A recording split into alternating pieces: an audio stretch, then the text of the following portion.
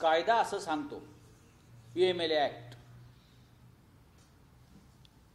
सध्या या देशामध्ये एकच कायदा आहे.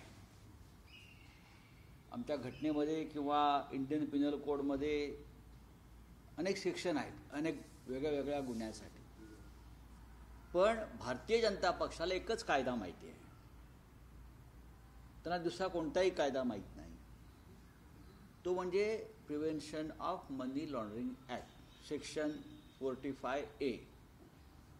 हा कायदा भारतीय जनता पक्षाला माहिती आहे आणि याच कायद्याचा गैरवापर करून ते आपल्या विरोधकांना एक तर तुरुंगात टाकतायत, त्यांचा छळ करतायत, पक्ष फोडतायत, त्यांना नामोहरम करण्याचा प्रयत्न करतायत, त्यांना शरण आणण्याचा प्रयत्न करतायत, पक्षांतर घडवतायत आणि त्यासाठी या PMLA ॲक्टचा वापर केला जातो. म्हणजे 2, 5, 10 लाखासाठी सुद्धा लोकांना तुरुंगात टाकलं. हेमंत सोरेन झारखंडचे मुख्यमंत्री ह्यांनाही त्याच कायद्याखाली अटक करून तुरुंगात टाकलेलं. अनेक मंत्री दिल्ली सरकारचे, स्वतः केजरीवाल मंत्री तुरुंगात आहेत. केजरीवाल यांनाही त्याच कायद्याखाली अटक करण्याचा त्यांचा डाव आहे. महाराष्ट्रामध्ये अनेकांना त्या कायद्याखाली अटक झाली. मी स्वतः त्याचा व्हिक्टीम आहे. अनिल देशमुख असतील, नवाब मलिक असतील किंवा अन्य काही लोक असतील. लालू यादव आणि त्यांच्या कुटुंबियांवर सुद्धा त्याच कायद्याचा फास आवळला गेला. मग हा कायदा जे सांगतोय की गुन्हेगारी स्वरूपाचा पैसा कोणी स्वीकारला असेल, गुन्हेगारीतून निर्माण झालेला पैसा कोणी स्वीकारला असेल तर त्या मनी लॉन्ड्रिंग प्रकरणामध्ये संबंधितांना अटक व्हायला हवी. हा असं त्या कायद्यातली स्पष्ट व्याख्या आहे. त्यामुळे भारतीय जनता पक्षाचे खासदार जे लोकप्रतिनिधी आहेत, 3 वेळा आमदार आहेत, भाजपचे सत्ताधारी पक्षाचे खासदार आहेत, त्यांनी गुन्हा केलेला आहे, ते आता तुरुंगात आहेत. त्यांचं स्टेटमेंट आहे की माझे कोट्यावधी रुपये हे एकनाथ शिंदे यांच्याकडे पडलेले आहेत, मी दिलेले आहेत. का? कोट्यावधी रुपये, माझ्यानुसार हा आकडा 100 कोटीच्या वर आहे. आमच्या सगळ्यांच्या माहितीनुसार आणि त्या भागातल्या लोकांनी दिलेल्या माहितीनुसार हा आकडा 100 कोटीच्या वर आहे आणि गेल्या 10 वर्षामध्ये ही रक्कम त्यांच्याकडे पोचलेली आहे. प्रश्न आहे का? याचा शोध ईडीने घ्यायला पाहिजे. आणि जर हा गुन्हेगारी स्वरूपातून मिळालेला पैसा एकनाथ शिंदे यांच्या ताब्यात असेल, त्याने स्वीकारला असेल, तर PMLA ॲक्टनुसार त्यांच्यावरती अशा प्रकारची कठोर कारवाई होणं गरजेचं आहे. याचे पुरावे काय आहेत सर? या कायद्याला पुरावा लागत नाही. तुमच्या माहितीसाठी सांगतो.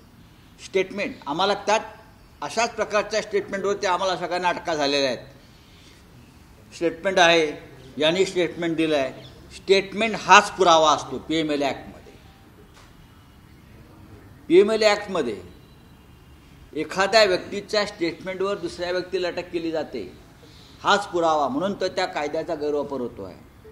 मग गणपत गायकवाड हे विद्यमान आमदार आहेत, सत्ताधारी पक्षाचे आमदार आहेत. ते सांगतायत कोट्यावधी रुपये मी एकनाथ शिंदेना गेल्या काही वर्षात दिल्यात आणि त्यांच्याकडे ते आहेत. हाच पुरावा आहे आणि हा पुरावा आहे. मग ईडी कुठे आहे? आर्थिक गुन्हे शाखा कुठे आहे? CBI कुठे आहे? गृहमंत्रालय कुठे आहे? का ते फक्त विरोधी पक्षासाठी आहे? याच्यामध्ये परत असं आहे की FIR झाल्याशिवाय राज्यामध्ये किंवा अन्य ठिकाणी ईडी याच्यामध्ये पडत नाही. या गुन्ह्यामध्ये FIR झालेली आहे गणपत गायकवाड विरुद्ध. त्याच FIRचा वापर करून ईडी आपला FIR लॉस करू शकते. फक्त प्रश्न असा आहे की या कोट्यवधी रुपयाचा हिशोब भारतीय जनता पक्ष तर आहेत ना, एक बोबडा नागडा पोपटलाल, हिशोब तर द्यावाच लागेल, हिशोब द्यावाच लागेल ना आता. मग आता त्या एकनाथ शिंदेकडे हिशोब माग. तुमच्या पक्षाच्या गणपत गायकवाडनं सांगितलंय. काय सांगितलंय? सांगितलंय ना, माझे कोट्यावधी रुपये पडलेत. अरे हिंमत असेल तर जा वर्षा बंगल्यावर आणि विचार, हिशोब माग. ही बदमाशी बंद करा भारतीय जनता पक्षवाल्यांनो. हां हां आता दुसरा प्रश्न काय तुमचा? काल खासदार श्रीकांत शिंदेचा वाढदिवस झाला, त्याचा एक फोटो तुम्ही ट्विट केलाय सर. नाही, त्यांच्या वाढदिवसाला आमच्या शुभेच्छा आहेत. ते बाळराजे आहेत महाराष्ट्राचे सध्या, आणि बाळराजांचा वाढदिवस हा राज्यभरात साजरा झाला. बरं का, राज्यभरात साजरा झाला. त्यांना शिवसेनेनंच खासदार केला आमच्या. त्यांना काही एकनाथ शिंदेनं खासदार नाही केला, त्यांना उद्धव ठाकरेंनी खासदार केला आहे. जेव्हा त्यांना प्रथम खासदार केलं तेव्हा त्यांची ओळखच नव्हती. ते हाडवैद्य होते असं म्हणतात. ते हाडवैद्य आहेत. मग त्या हाडवैद्याला आम्ही खासदार केलं उद्धवजींनी. तेव्हा ते कल्याण डोंबिवली भागामध्ये खासदार आहेत. पण बाळराजे असल्यामुळे आता सध्या मुख्यमंत्र्यांची त्यांचा राज्यभरामध्ये वाढदिवस साजरा केला. आमच्या इथं शुभेच्छा. पण या राज्यातली गुंडगिरी का वाढते आहे त्याचं तू छायाचित्र. गुंडगिरीला कोणाचा राजाश्रय आहे आपण पहा. एक आमदार त्यांच्याच मतदारसंघात पोलीस स्टेशनात जाऊन गोळीबार करताय बाळराजांच्याच खास माणसावर. एका उपमुख्यमंत्र्याचे चिरंजीव पुण्यामध्ये कुख्यात गुंड्याच्या घरी जाऊन आशीर्वाद घेत आहेत. आपण पाहिला असेल. पुण्याच्या पालकमंत्र्यांचे उपमुख्यमंत्री चिरंजीव एका महान अशा गुंडांच्या दरबारात जाऊन त्यांना शुभेच्छा देत आहेत. विचारांचं आदानप्रदान झालं त्यांच्या. आणि काल बाळराजांच्या वाढदिवसाला तर गुंडांची फौजच होती असं मी पाहतोय. मी हे एकच छायाचित्र प्रसिद्ध केलं, अजून मी काही प्रसिद्ध करू आम्ही. पण हे जे महाशय आहेत हे कोण आहेत, त्यांची कर्तबगारी काय हे आधी पुणे पोलिसांनी जाहीर करावं. हे महात्मा जे भेटले आहेत, अभिष्टचिंतन त्यांच्याबरोबरची अख्खी टोळी होती ते वर्षा बंगल्यावर, त्यांच्यावरती बाळराजांनी काय जबाबदारी दिली आहे भविष्यातल्या निवडणुकांसाठी, आपल्या विरोधकांचा काटा काढण्यासाठी. हे सगळे गुंड कोण गोळा करत आहे त्याच्यासाठी एका माजी पोलीस अधिकाऱ्याची नेमणूक केलेली आहे, या गुंडांचं संघटन बनवण्यासाठी. हे तुम्हाला मी आत्ता सांगतो, हे मागेही बोललो आहे. मुख्यमंत्री कार्यालयातून आणि वर्षा बंगल्यातून या गुंड टोळ्यांचं मॉनिटरिंग होत आहे. जेलमधून गुंडांना बाहेर काढलं जात आहे, जामिनावर बाहेर. हा सामनात मी दिलेला आहे. चार्जशीटच दाखल करत नाहीत आणि त्यानुसार त्या गुंडांना, अनेक गुंडांना जामिनाचा मार्ग मोकळा केला जातो. ही सगळी यादी लवकरच प्रसिद्ध होईल. गृहमंत्री देवेंद्र फडणवीस यांना या राज्यामध्ये कायद्याचं राज्य यावं असं वाटत असेल, त्यांना कायद्याची चाड असेल तर गृहमंत्री म्हणून ते काम करतील. एकनाथ शिंदेच्या दहशतीखाली ते आहेत का हे त्यांनी स्पष्ट सांगावं. महाराष्ट्राला जो डाग लागतोय गुंडगिरीचा, जो कलंकित होतोय महाराष्ट्र, त्याच्यामध्ये तुम्ही योगदान देताय का ते त्यांनी सांगावं. हे काहीच नाही. अगदी भविष्यामध्ये तुम्ही पहा काय होणार आहे काय नाही. आत्ताच माझ्याकडे एका महाराष्ट्रातल्या खासदाराचा एक भयंकर असा व्हिडिओ आलेला आहे.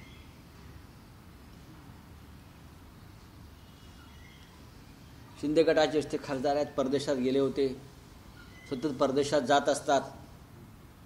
का जातात हे सगळे खासदार हे आता हळूहळू बाहेर येत आहे. यांचा खर्च कोण करतो आहे, येईल ते बाहेर. आता पहा येईल, आता येईल. शिंदे गटाचं म्हणजे शिंदे गँगचं खरं चरित्र काय आहे लोकांसमोर येईल. आणि एक दिवस गृहमंत्री नरेंद्र मोदी आणि अमित शहा जाहीर करतील, बाबा आमच्या यांच्याशी काय संबंध आहे, आमची चूक झाली. खासदार मुंबईतला आहे की येईल ना आता. Wait and watch. उपमुख्यमंत्री अजित पवारांचे एक वक्तव्य कालपासून सर चर्चेत आहे. शेवटची निवडणूक म्हणून बारामतीत काही जण भावनिक आवाहन करतील, पण त्यांची खरंच शेवटची निवडणूक कधी होईल हे माहीत नाही. अजित पवार इतके निर्दय होतील असं मला वाटलं. ज्या ताटामध्ये, ज्या माऊलीनं, ज्या साहेबांनी, पवार साहेबांनी आपल्याला खाऊ पिऊ घातलं, आपल्याला वाढवलं, आपल्याला ओळख दिली, आपल्याला प्रतिष्ठा दिली, बघा कोणी असेल, आणि तुम्ही त्यांच्याच संदर्भात अशी वक्तव्य करणं म्हणजे या नव्या कळपात गेल्यापासून आपण जे लांडग्यांच्या भूमिकेत गेलेले आहात, बरं का, मी वाघाच्या म्हणणारच नाही, वाघालाही काळीज असते. आपण ज्या लांडग्यांच्या भूमिकेत सगळे शिरलेले आहात, ही महाराष्ट्राची परंपरा कधीच नव्हती, संस्कृती महाराष्ट्राची कधीच नव्हती. माननीय शरद पवार यांच्याशी आपले राजकीय मतभेद असू शकतात, माननीय उद्धव ठाकरे साहेब यांच्याशी आपले राजकीय मतभेद असू शकतात, पण लक्षात घ्या, आज तुम्ही जे कोणी आहात, तुमची जी काही ओळख आहे, तुम्हाला जी काही प्रतिष्ठा आहे, तुम्ही जे काही सुखाचे 4 घास खाताय, तुम्ही आणि तुमचं कुटुंब, आणि तुम्ही जे काही कोट्यावध्याची जी माया जमवून राज्य करताय, ते फक्त या नेत्यांमुळे करताय, आणि आपण ते त्या कुटुंबातले घटक आहात. मी काल ऐकलं अजित पवार सांगतात लोकांना की मोदी मला ओळखतात. मी जेव्हा मोदींना वेलकम करायला जातो तेव्हा मोदी माझ्याकडे बघून हसतात. अहो, पण त्याच मोदींनी तुमचा 70,000 कोटीच्या सिंचन घोटाळ्यावरती सगळ्यात आधी हल्ला केला होता, तुम्ही विसरताय. तेच ना मोदी, तेच अमित शहा ज्यांनी तुमच्या भ्रष्टाचारावर येऊन हल्ला केला होता. आता तुमच्याकडे मोदी हसतात म्हणून तुम्हाला गुदगुल्या होत आहेत. काय आता शिंद्यांना गुदगुल्या होतात, माझ्या अमित शहाशी म्हणे चांगले संबंध आहेत. हे अमित शहा त्यांना तुरुंगात टाकायला निघाले होते शिंद्यांना, तुम्हाला माहीत नसेल तर सांगतो. मग माननीय शरद पवार असतील, प्रतिभाताई पवार असतील, त्यांचं कुटुंब असेल, ह्यांनी तुम्हाला इतक्या वर्ष ते सांभाळलं. तुम्ही कोण होता, आम्ही कोण आहोत? जर शिवसेना नसती, की जर बाळासाहेब ठाकरे, उद्धव ठाकरे नसते, तर आम्ही कोण आहोत? आम्ही कोणी नाही.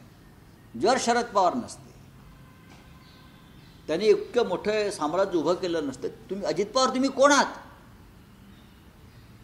बारामतीत तुम्ही सायकलवरती फिरत होता, मी पाहिलेलं आहे. पण माणसानं एवढं कृतज्ञ असू नये, कृतज्ञ घलानं माणसानं कायम कृतज्ञता ठेवली पाहिजे. आता तुम्हाला रामभक्तीला तुम्ही जागताय ना, राम नामाचे गोडवे गाताय ना, मग रामाकडून आधी ही कृतज्ञता शिका आणि मग मोदीचे गोडवे गा. मोदी म्हणे आम्हाला ओळखतो. अरे मोदीला आम्ही ओळखतो, तुम्हाला मोदी ओळखतात, पण मोदींना आम्ही जास्त ओळखतो. पण कालचं वक्तव्य हे महाराष्ट्रामध्ये, महाराष्ट्राच्या जनमानसामध्ये अस्वस्थता निर्माण करणार, की राजकारणामध्ये कुटुंबातल्या व्यक्ती अशा प्रकारे वागू शकतात सत्तेसाठी, फायद्यासाठी. हे काल या राज्याने पाहिलं, आणि हे जे विष आहे घराघरात मनामध्ये पेरण्याचं काम हे भारतीय जनता पक्षाने केलेलं आहे. म्हणून महाराष्ट्र या भारतीय जनता पक्षाला कधी माफ करणार नाही. आज तुमची सत्ता उद्या जाईल, पण लोक रस्त्यावरून तुम्हाला तुडवतील. लक्षात घ्या, ही महाराष्ट्राला ज्या पद्धतीनं तुम्ही या खड्ड्यात घालताय, असंस्कारी करताय, बरं का, भावना शून्य करण्याचा प्रयत्न करताय, हे या राज्यात कधी घडलं नव्हतं. चला, भाजपचं मिशन अयोध्या आजपासून सुरू होते. रात्री 9 वाजता पहिली ट्रेन अयोध्येला मुंबईतून जाणार आहे, मोफत दर्शन. आधी मुंबईमधला रोजगार जो बाहेर गेलाय तो आधी घेऊन या. मोफत दर्शनाची गरज नाही. ज्याला रामदर्शनासाठी जायचं आहे ते जाऊ शकतात, आम्ही जाणार आहोत. पण फुकट रामदर्शन, रामलल्ला दर्शनानं जे तुम्हाला मतं मिळणार असतील तर तुमचा तो गैरसमज आहे. लोकांना रोजगार हवा आहे, लोकांना उद्योग हवा आहे, लोकांना शिक्षण हवं आहे, लोकांना आरोग्य हवं आहे, लोकांना उत्तम कायदा आणि सुव्यवस्था हवी आहे, आणि ती तुम्ही देत नाही आहात. रामलल्लाच्या नावावर या सगळ्या गोष्टी तुम्ही खपवू नका. भुजबळांनी एक ट्विट केलंय, करू द्या.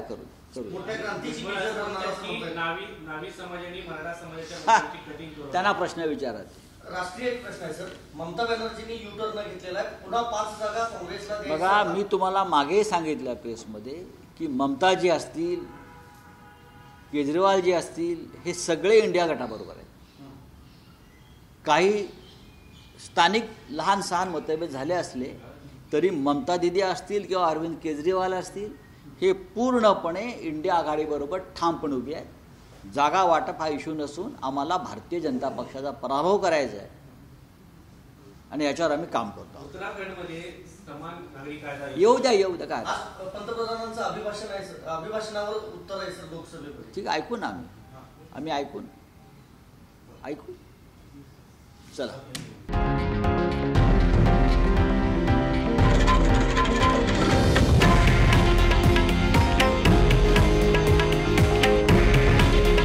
हे आहे देशातील नंबर 1 न्यूज नेटवर्क आणि आपण पाहत आहात TV9 मराठी. काळजी तुमची, हित महाराष्ट्राचं.